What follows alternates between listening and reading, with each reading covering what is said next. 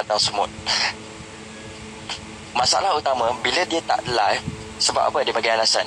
Yang pertama dia bagi tahu malas lah nak live sebab tak ada konten. Sebab malas lah nak live sebab tak ada konten. Malas nak live sebab tak ada view. Malas lah nak live tak ada masa. Malas lah nak live sebab aku asyik kena PHP. Pula dah. Macam-macam alasan kau bagi. Malas ni tak kata apa. Okey. Tetapi bila kita ada perancangan, kita ada target yang kita nak capai, benda tu akan menjadi lebih mudah.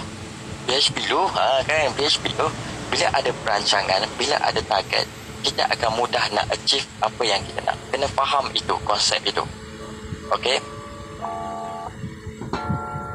Kau duduk rumah sewa. Okey?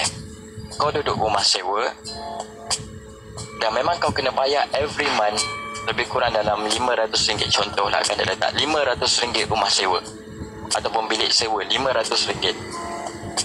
Setiap bulan memang kena bayar. So itulah komitmen, tanggungjawab. So kita ada target, at least kita dapat gaji berapa supaya kita dapat bayar. Yang kita kena bayar every month. Kalau tak bayar, kita melepet lah. Kita tak dapat duduk rumah tu. Begitu juga dengan host. Kalau kita nak buat duit dekat Bigo, mesti ada perancangan, mesti ada tanggungjawab, mesti ada komitmen. Dan perancangan tersebut kita kena buat secara sistematik. Okey? Kena buat sistematik. Okey. Perancangan konten. Yang pertama, sebagai contoh. Okey. Awak nak buat task apa? Task apa pula? Awak nak buat task berapa bulan ni? Kena tahu itu dulu. Ya, kena tahu itu dulu berapa banyak task yang awak nak buat bulan ni. Ya. Sebagai contoh, ya, yang pertamanya adalah kena tahu berapa banyak kita nak buat task. Contohnya untuk host baru, mungkin dia baru jadi host. Okey, nak buat 20k kan dia buat. Tahu target. Saya nak buat 100k kan dia buat. Nak buat 200k kan dia buat. Nak buat 350k kan dia buat. At least you letak your own target. Kena tahu kita punya target. Bila kita tahu kita punya target, dia tahu berapa banyak yang kita nak score setiap hari dan juga macam berapa banyak kita nak score dari sudut perancangan. So kita ada 3 teknik untuk membuat perancangan konten. Bila kita dah tahu berapa banyak kita nak buat task pada bulan ni, poin yang kedua kita kena tahu adalah konten apa yang kita nak buat. Konten apa yang kita nak buat. Itu kena tahu. Bila kau tak tahu apa konten kau nak buat, problem lah. Saya nak buat 50k, saya nak buat 100k kan dia, saya nak buat 500k. Okay, alright, buatlah, buat, tak masalah. So what is your plan? Apa perancangan kau sendiri untuk buat 500k? Itu yang kita kena buat. So hari ni Kanda ambil satu contoh. Okay, Kanda ambil satu contoh berkenaan dengan konten. Contoh yang pertama adalah, aku bukan host. Tak apa Man, jemput dengar Man. Okay. Yang pertama, contoh konten adalah room bell. Okay, kena ambil satu contoh room bell. Room bell, untuk buat konten room bell, yang pertama kita kena ada modal. Kanda salah ke kalau saya nak buat room bell, kemudian saya exchange pin? Dia ada salah, ada tak salah, tetapi dia tidak berapa nak menguntungkan sangat. Kena ada modal. Okey, kecuali ramai player dalam room kita dan bell tu tak pecah, kita untung. Tapi task 2M belum complete. Terbaik amal. Okey, room bell.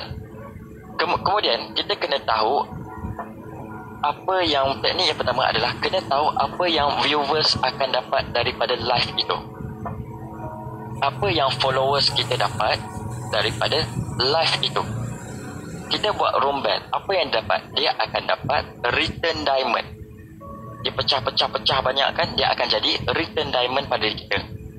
Tetapi boleh juga return diamond tu akan berkurang. Bermaksud kalau dia menang, dia pecah banyak room bell, banyaklah dia dapat.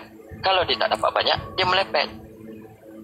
So kita kena tahu apa yang viewers akan dapat dan viewers nak dari live. Contoh konten yang kedua, ni contoh teruk sikit lah. Contoh teruk sedikit, jangan tiru. Contoh room ikat-ikat. Duk gelek sana, gelek sini, duk tunjuk ke sana, tunjuk sini. So apa yang yang dia fikir bila dia buat macam tu, apa yang viewers akan dapat? Apa yang viewers akan dapat? Viewers akan dapat keindahan. Viewers akan dapat kepuasan. Steam pula dah. Apa lagi? Viewers akan dapat apa lagi? Kalau korang biasa yang 500 orang dalam room kanda masuk room kikik, korang dapat apa Ni sambungan cerita room date ke? Lebih kurang pengalaman ya kanda. Hilang mata hitam. Dapat dosa. Dapat dosa. Dapat scam. Kan? Yang paling penting dapat dosa. Itu jatuh masuk mangkuk terus semua dengar kan. Dosa padu kan. Dapat dosa lagi. Apa lagi room jacket? Dapat nombor telefon. Dapat video. Dapat lagi. Dapat apa lagi room jacket Dapat rosakkan hati. Macam-macam. Dapat habis diamond pun boleh. Dapat cuci mata pun boleh. Dapat kepuasan. Korang ni kalau cerita bab ikat-ikat, korang seronok. Tadi aku cerita pasal mula-mula tu tak komen, tak meriah macam ni pun. Ya, insaf sebentar ya. Dapat private korang tengok. Ya. Tak tahu aku nak komen apa. Ya. Isteri majuk terus masuk keluar. Kan? Tadi kami tak bersama pasal paying attention. Sekarang ni dah bila pay attention berkenaan dengan ni. Macam tu pelempang bini kan. Okey, jadi orang yang buat rojek ke, dia sengaja buat macam tu tau. Dia sengaja gelek sana, gelek sini. Sebab dia tahu apa yang viewer dapat. Viewer dapat. So sebab itu dia dapat view.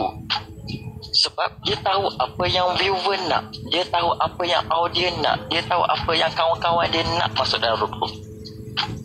Contoh konten yang ketiga. Paranormal. Paranormal yang paling top dekat Bigo ni, ataupun yang korang paling suka tengok, siapa? Kita ada ramai orang buat paranormal. Siapa yang korang paling suka yang buat paranormal dekat Bigo ni? Lan Para, Uda, Lan Para lagi, Loy. Lagi siapa lagi yang korang suka? Korang rasa macam best lah. Loy kan. Lagi Boy, Loy Black, Boy, Kalish, Koro. Sebab mereka suka. Why? Loy paling banyak. Kanda pula dah masa bila aku buat room paranormal Ghost Extreme. Macam-macam guys. Orang buat paranormal dekat Bigo. Blackpink. Kanda tak top nomad. Korang ni dah mengarut dah ni. Okay. Seterusnya, Kanda para pula dah. Kalau aku buat para, hantu memang tak datang. Makin merepek tu. Itulah. Jadi paranormal, Loy, kita ambil contoh Loy, bila kelapa view dia tinggi dan kelapa orang seronok, kadang-kadang bila kita tengok dia punya hit list tu sampai kadang-kadang 4,000, 6,000 orang tengok sekaligus. Walaupun kamera bergegar, walaupun kamera entah apa-apa pergi sana pergi sini kamera kan, tapi yang tengok adalah lebih kurang 6,000 orang. Gila tak gila dia. Yang pertama adalah kerana Loy pandai bercerita. Sebelum dia pergi tempat tu, contoh dia buat dekat satu bukit, satu pegunungan, bukit lah, ataupun dekat rumah lama, dia bercerita, okay guys, dulu sejarah dia, orang dulu pernah kena bunuh kat sini, kena bunuh sebab cemburu, pula dia cerita. Jadi bila dia bercerita, viewer yang masuk nak tahu, perasaan nak tahu apa yang berlaku. Adakah dia nampak yang kena bunuh tu? Adakah nampak benda-benda terbang? Jadi kita nak tahu perasaan orang putih cakap curiosity. Dia teknik sikit macam tu. Kan. Orang putih cakap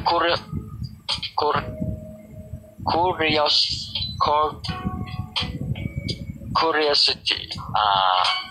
Apa city? Bagi orang faham lah itu excited. Yes, dia bagi orang faham nak tahu Korelasi. Tak apalah. Perasaan ingin tahu.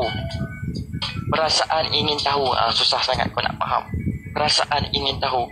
So bila dia ada perasaan ingin tahu, orang akan tonton, orang akan tengok dia punya live. So orang akan seronok kan, curiosity. Tak kisahlah, yang penting korang faham. Ya. Kemudian orang akan seronok nak tengok. So itu yang dia tahu. Jadi Lloyd cuba dapatkan apa yang viewer nak. Ada di orang yang buat paranormal, dia hanya buat ni. Dia ambil telefon, dia rakam. Senyap je. 2 jam senyap je.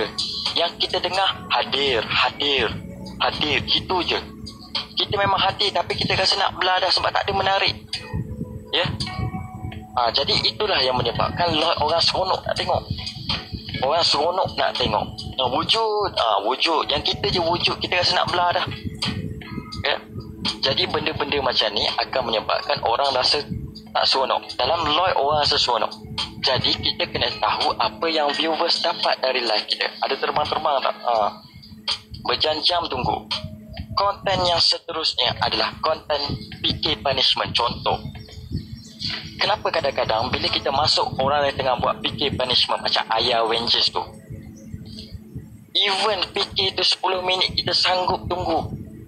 Sebab Ayah tahu apa yang orang nak tengok. Walaupun kita tengok parking je, walaupun kita ada diamond 1000, ada 15,000 diamond, tapi kita tak sawer apa. Sebab apa kita nak tengok benda tu? Sebab kita rasa seronok. Trailer tunggu 10 minit. Kalau dalam bilik air tengah berak tunggu 10 minit, bila nak habis fikir ni nak tengok punishment. Nampak tak? Sebab Ayah mewujudkan perasaan orang nak tengok dalam live dia. So itu yang membuatkan live dia sentiasa naik dan juga orang nak tunggu. So Ayah tahu apa yang mereka tunjukkan. Dia bekas Avenger tersingkir. Mungkin mungkin dia Baldy Man. Ya, Baldy Man. So itulah teknik dia. So sampai satu tahap orang sanggup tunggu PK punishment. Even pakai PK punishment siapa-siapa sekalipun dekat Bigo ni, yang kita tengok top host buat, mereka sanggup tunggu. Sebab orang nak tahu apa yang berlaku seterusnya. Jadi perancangan konten yang pertama, apa saja kita nak buat konten, kita kena tahu apa yang viewers dapat dari live kita. Contoh, aku nak buat konten ni, apa yang dapat? Contoh konten yang paling simple sekali. Ya. Kerana saya keluar kerja, ada urusan je. Okay, tak apa, no problem. Ya. Contoh, kan dia buat contoh, kita buat review makanan, mukbang. Kita buat mukbang kan. Kita tunjukkan makanan ayam McD yang kita makan. Contohnya kan dia tunjuk Twisties. Dah lama kita sama ni tak makan Twisties, tiba-tiba kita makan Twisties, kita rasa seronok. So itulah teknik dia. Tiba lapar. Sebab orang nak tengok. Dan orang nak tahu apa yang berlaku selepas tu. Jadi teknik pertama untuk kita buat konten, kita kena tahu apa yang orang nak. Orang yang nak daripada live kita. Apa saja konten, kena fikir apa yang orang nak bila aku buat konten macam ni. Kita rehat 2 minit guys. 2 minit kita rehat.